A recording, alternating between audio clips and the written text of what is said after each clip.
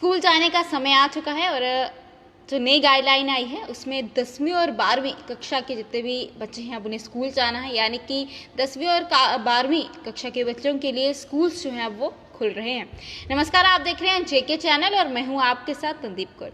और नई गाइडलाइन सामने आ चुकी है और जिसपे नई गाइडलाइन में ये साफ तौर पर जाहिर कर दिया गया है कि 10वीं और 12वीं कक्षा के बच्चे हैं उनके लिए स्कूल्स ओपन हो रहे हैं। ये इस गाइडलाइन में इसके अलावा क्या क्या है वो मैं आपके समक्ष रख दूं। तो सबसे पहले हम 12वीं कक्षा के बच्चों के लिए बात करते हैं, जहां पर जो गाइडलाइन सामने आई है उसमें ये साफ तौर पर लिखा है कि जितने भी 12वीं कक्षा के बच्चे हैं अब उन्हें स्कूल बुलाया जाएगा, लेकिन 50% कैपेसिटी के साथ 50% कैपेसिटी के साथ ही उन्हें स्कूल बुलाया जाएगा। उसके बाद ये भी साफ तौर पर उस पर गाइडलाइन में आ चुका है कि जो बच्चे स्कूल आएंगे वो वैक्सीनेट होने चाहिए, उन्हें वैक्सीन जो है वो लगी होनी चाहिए। और वहीं पर एक चीज़ और इस पर जाहिर कर दी है कि अगर उनके पेरेंट्स उन्हें स्कूल भेजना चाहते हैं तो उसके बावजूद ही वो स्कूल आएंगे। अगर वो नहीं, उनके पेरेंट्स राज़ी नहीं हैं अपने बच्चों को स्कूल भेजने के लिए तो वो स्कूल नहीं आएंगे। वो जिस तरह से अभी ऑनलाइन क्लासेस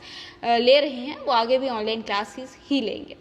वहीं पर पिछली बार भी ये बहुत सवाल उठे थे कि स्कूल्स खोल रहे हैं लेकिन क्या बच्चों की ध्यान जो है कौन रखेगा, क्या बच्चों की गारंटी जो है वो लेते हैं, क्या इस चीज़ की गारंटी है कि कोविड नहीं होगा। तो उस बीच ये जिस तरह से बहुत सारे पेरेंट्स के सवाल थे कि हम कैसे अपने बच्चों को स्कूल भेज दें, तो वहीं पर इस बार गाइडलाइन में साफ तौर पर लिखा है अगर पेरेंट्स राज़ी नहीं है अपने बच्चों को स्कूल भेजने के लिए तो उन्हें स्कूल नहीं भेजा जाएगा।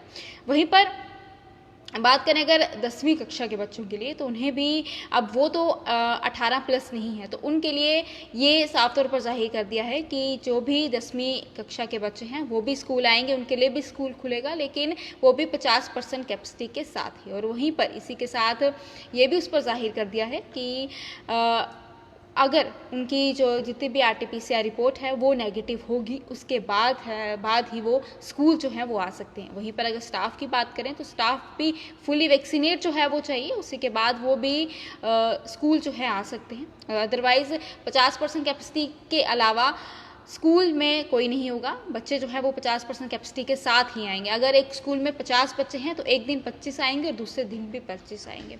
वहीं पर गाइडलाइन में अभी तक ये पूर्ण तरह से नहीं बताया गया है कि जो भी 10वीं के बच्चे हैं वो उनके लिए जो RT-PCR रिपोर्ट है वो नेगेटिव चाहिए, वो कितनी देर की चाहिए। मतलब जिस तरह से अगर हम RT-PCR रिपोर्ट करवाते हैं, टेस्ट करवाते हैं, तो उसकी जो रिपोर्ट आती है वो 3 दिन के लिए वैलिड होती है और उन 3 दिन के बाद बच्चों को जो है अपना टेस्ट करवाना पड़ेगा।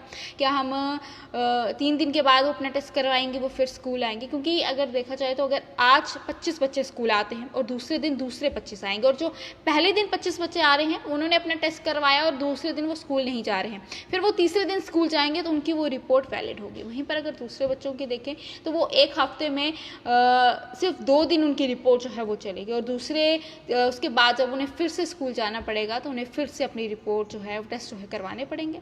वहीं पर अगर हम 12वीं के बच्चों की बात करें, बहुत सारे बच्चे ऐसे हैं 12वीं के जो 18+ नहीं है, तो उनके लिए भी ये लिखा है कि उनकी भी RT-PCR रिपोर्ट होनी चाहिए और अगर वो नहीं आना चाहते हैं स्कूल तो वो घर से ही, जिस तरह से अभी ऑनलाइन क्लासेस ले रहे हैं, आगे वो इसी तरह ऑनलाइन क्लासेस जो है वो लेंगे। वहीं पर बाकी गाइडलाइनों की अगर बात करें जिस पर ये भी है, अगर हम नाइट कर्फ्यू जो है वो नहीं है और वहीं पर जो पहले ही अगर यूँ कहें कि वीकेंड कर्फ्यू है वो नहीं है और नाइट कर्फ्यू उसी तरह से जारी जिस तरह से पहले है। जो टाइमिंग पहले रात की बताइए, रात से लेकर सुबह तक, वो उसी तरह से जारी रहेगा। यही गाइडलाइन में जो है निकल कर सामने आया है, जो कि मैंने आपके समक्ष रखा। और इस बात को समझना बहुत ही ज़्यादा ज़रूरी है क्योंकि सिर्फ स्कूल जो है 10वीं और 12वीं कक्षाओं के लिए ही खुल रहे हैं, उन बच्चों के लिए ही खुल रहे हैं और 10वीं और 12वीं क्लास के बच्चों को 50% कैपेसिटी के साथ ही बुलाया जाएगा और 12वीं की अगर बात करें तो वो फुली वैक्सीनेट जो है वो होने चाहिए, उसी के बाद वो स्कूल आना चाहते हैं। और अगर उनके पेरेंट्स राज़ी नहीं हैं उन्हें स्कूल भेजने के लिए तो वो स्कूल नहीं आएंगे। वो जिस तरह से अभी ऑनलाइन क्लासेस ले रहे हैं वो आगे भी इसी तरह से ऑनलाइन क्लासेस ही रहे। वहीं पर जो बच्चे 12वीं के 18+ नहीं हैं उनके लिए भी यही हिदायत है कि वो अपनी RT-PCR रिपोर्ट जो है वो करवाएं। पूरी तरह से उनके टेस्ट होंगे, जितने भी टेस्ट होते हैं वो पूर्ण रूप से होंगे, उसी के बाद वो स्कूल जो है आ सकते हैं। वहीं पर अगर 10वीं की बात करें उनका भी यही है और उनकी भी टेस्ट रिपोर्ट चाहिए।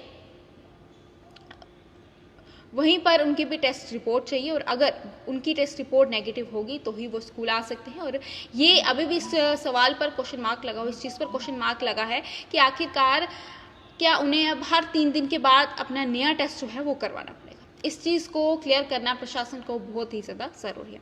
गाइडलाइन में यही निकल कर सामने आया जो मैंने आपके समक्ष रखा। इसी के साथ आप मुझे दीजिएगा इजाज़त। नमस्कार।